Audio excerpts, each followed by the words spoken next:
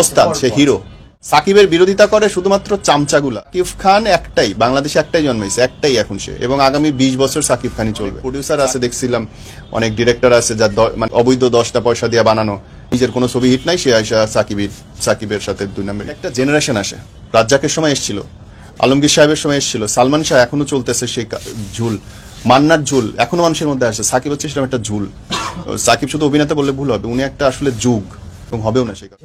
আর একটা প্রশ্ন করলে মাথায় বাড়ি খাবে, রমজানের এই চাঁদে তোমার চাঁদটাকে এত দূরে রাখো না যে সে অন্য কারো আকাশে গিয়ে উঠবে। বলবো না, টাকা দিবা? সিনেমায় যাওয়াটা আমার জন্য খুব লোভনীয় ছিল। ধরো ভাই, আমি এখনো যেমন মনে মনে আমার মনের মধ্যে এখনো জসিম ঘুরে বেড়ায়, রুবেল ঘুরে বেড়ায়, নায়ক মান্না আমার কাছে এখনো বাংলাদেশের সর্বকালের সর্বশ্রেষ্ঠ নায়কদের একজন মনে হয়, সবচেয়ে জনপ্রিয় নায়ক এখনো আমার কাছে মনে হয় মান্না। মানে আমি ফিল করি ব্যাপারটা, সিনেমা বাঙালির কালচারের মধ্যে মিশে আছে। সো আমি চাইছিলাম, বাট আনফর্চুনেটলি যেহেতু আমি দেখতে শিখতে খুব একটা ভালো নাই, কপালে খুব একটা হয় নাই, সো হয় নাই, মেনে নিয়েছি। কিন্তু এখনকার প্রফেশনটা নিয়ে আমি অনেক বেশি কনসার্ন, এবং আমি অনেক বেশি অভিভূত যে আল্লাহ আমাকে এভাবে কাজ করার সুযোগ দিয়েছে। সিনেমায় আমি হয়তো 1-1.5 লক্ষ মানুষের কাছে পৌঁছাইতে পারতাম, তাদের একটা মেসেজ দিতে পারতাম 3 ঘন্টায়, সেইটা আমি হয়তো 16 সেকেন্ডে বা 45 সেকেন্ডে একটা মেসেজ দিতে পারছি প্রতিদিন, এবং আরো বেশি মানুষের কাছে পৌঁছাইতে পারছি through out Facebook, Instagram, TikTok and all. So this is huge opportunity to me. আমার জীবনটা আসলে আমি বলবো যে প্রতিটা অভিজ্ঞতা আমাকে সমৃদ্ধ করেছে, প্রতিটা ব্যর্থতা আমাকে শিখিয়েছে যে পরবর্তী স্টেপে কত বেশি শক্ত হইতে হয়। আমার কমফোর্ট জোন হচ্ছে লিসনিং। আমার সবচেয়ে বড় শক্তি হচ্ছে শোনার ক্ষমতা, যেটা খুব কম মানুষই আছে। সব মানুষ বলতে পারে, আমি চোখের ভাষা শুনতে পারি, মানুষের লোমকূপের অনুভূতি শুনতে পারি, সে নিশ্চুপ বসে থাকলে তার মনের মধ্যে 1000টা কষ্ট শুনতে পারি, যেটা আর কেউ পারে না। I am a very good listener. Bangladesh, oh my god, oh my god, oh my god, 1000টা সুযোগ আসছে আমার বিদেশে চলে যাওয়ার, আমি এখন পর্যন্ত যাইনি। লক্ষ কোটি সুযোগ আসলে আমি এই দেশ ছেড়ে যাব না। আমি এখানটায় জন্মাইছি, আমি এখানটায় মরতে চাই। হয় আমাকে কেউ মেরে ফেলবে, না হয় আমি মরে যাব, কিন্তু আমি এই দেশের মাটিতেই মরতে চাই। সেটা সুস্থ মৃত্যু হোক, অসুস্থ মৃত্যু হোক, হোয়াটএভার। আমি বাংলাদেশের বাইরে যেতে চাই না। এই দেশের চেয়ে সুন্দর, এই দেশের চেয়ে সম্ভাবনাময়, এই দেশের চেয়ে ভালো বেঁচে থাকার দুনিয়াতে আর কোনো দেশ নেই। যারা বলে দেশ অনেক খারাপ, এরা হয় সুবিধা বঞ্চিত, না হয় অনেক লোভী।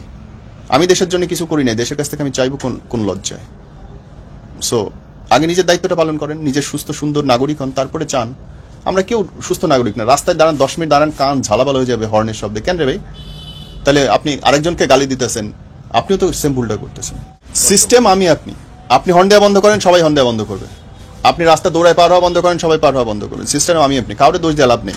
পুলিশ ঠিক করে দেবে, পুলিশে তো আপনি এই সমাজের অংশ। রাষ্ট্র ব্যবস্থা ঠিক করে দেবে, প্রধানমন্ত্রী ঠিক করবে না। আল্লাহ পাক বলছে কি যে তুমি সেই রকম রাষ্ট্রনায়ক পাবা যেরকম তুমি, তোমার দেশের মানুষ। আমি ভালো না, আমি একটা ভালো নেতা কেমনে আশা করবো? সম্ভব না। চোর বাটপাড়ি আমাদের দেশে নেতা হবে, সেটাই স্বাভাবিক, কারণ আমরা বড় চোর। 10 টাকা পড়ে থাকতে দেখলাম আমরা লোভ সামলাতে পারি না। তো এই দেশে ভালো আগে নিজেদের হইতে হবে, কেউ করে দিয়ে যাবে না। সিনেমা আমার রিলিজ হয় নাই, সো শুট করে রাখা দিয়েছে। আমার ডিরেক্টর সাহেব মারা গেছে, আল্লাহ থেকে বেস্তবাসী করুক। I don't want to talk about cinema actually. আমি সবসময় ওপেন ফিল বিশ্বাস করি। ওই আমার কাছে মনে হয় কি, একটা বাচ্চাকে তুমি যদি আটকায় রাখো, ওই কি বলে ফার্মের মুরগির মতো বড় করো, সে ফাইট করতে পারে না। সিনেমা ছেড়ে দেওয়া উচিত। তামিল আসবে, তেলেগু আসবে, ইংলিশ আসবে, দেখবেন বাংলা সিনেমা আরো বেশি হিট হইতেছে। ইউটিউবে তো সব দেখতেছি, তাইলে আমার হলে দেখাইতে অসুবিধা করতে। এইগুলো ফালতামি লাগে আমার কাছে, একদম ফাউল লাগে আমার কাছে। ছাড়া দেন, প্রতিযোগিতা করুক, যে জিতবে। এবং কোনো দেশে তামিলে দেখেন, যত বড় ইংরেজি সিনেমা আসুক, তামিল সিনেমা হিট হয় কেন? এটা কালচার। বাংলাদেশে এখনো বেদের মেয়ে জোৎস্না দিলেই হিট হবে। এখনো বাঙালিকে পূর্ণ সুযোগ সুবিধা দিলে ওরা যেটা বানাবে, 10 লাখ টাকা সিনেমা বানাবে, সেটাই হিট হবে। কিন্তু এখন আপনি কি বলে, নায়িকা ডিরেক্টর প্রেম করবে, 20 লাখ টাকার সিনেমা 10 লাখ টাকা অনেক খরচ হয়ে যাবে, এটা বইবে না। আমাদের নাটকগুলো হিট হইতেছে না, ওটিটি চলতেছে না, সবগুলো ওটিটির কাজ হিট। সবগুলো ইউটিউবে ছেলে পেলে 5-7 হাজার টাকা খরচ করে ফিল্ম বানায়, নাটক বানায়, তাও হিট কেন? কালচার। প্রসঙ্গ টানলেই সাকিব খান নামটা চলে, ওস্তাদ সে হিরো, কিচ্ছু বলার নেই। সাকিবের বিরোধিতা করে শুধুমাত্র চামচাগুলা। সাকিবের বিরোধিতা করে মানুষ শুধু হিট হওয়ার জন্য। সাকিব খান একটাই, বাংলাদেশে একটাই জন্মাইছে, একটাই এখন সে, এবং আগামী 20 বছর সাকিব খানই চলবে। সাকিবরে নিন্দে করে মানুষ একটু আলোচনা আসার জন্য। অনেক প্রডিউসার আছে দেখছিলাম, অনেক ডিরেক্টর আছে যার মানে কি বলে অবৈধ 10টা পয়সা দিয়ে বানানো, এবং তারা সাকিব বিরোধিতা করে হিট হইতে চায়। নিজের কোনো ছবি হিট নাই, সে আইসা সাকিবের সাথে 2 নম্বরই। ভাই, সাকিবের ব্যাপারটা না আবেগের, অনেকেই বোঝে না জিনিসটা। সাকিব সে যে শুধু সুন্দর দেখতে ভালো অভিনয় করে, নট দ্যাট। এক একটা জেনারেশন আসে। রাজ্জাকের সময় এসেছিল, আলমগীর সাহেবের সময় এসেছিল, সালমান শাহ এখনো চলতেছে সেই ঝুল, মান্নার ঝুল এখনো মানুষের মধ্যে আসে। সাকিব হচ্ছে সেরকম একটা ঝুল। সাকিব শুধু অভিনেতা বললে ভুল হবে, উনি একটা আসলে যুগ, এবং উনার বিকল্প নাই। যেসব ছোট ছোট বাচ্চারা হয়ে আসার চেষ্টা করতেছে সব সাকিবেরই কপি হইতেছে, এবং হবেও না সে।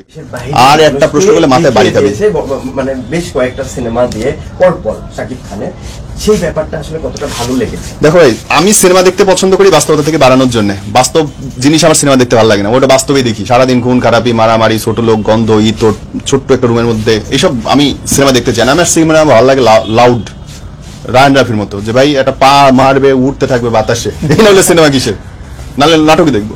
তো সিনেমা আমার কাছে মনে হয় অনেক সম্ভাবনা হয়। বাংলাদেশের সিনেমা এখনো হিট হবে যদি বানাইতে পারে। ভাই যদি 10টা প্রিয়তমা যদি রেকর্ড ভাঙতে পারে, তাহলে তুমি আমি কেন পারি না? এটা ইচ্ছের ব্যাপার যে আমি কতটুকু ওন করছি।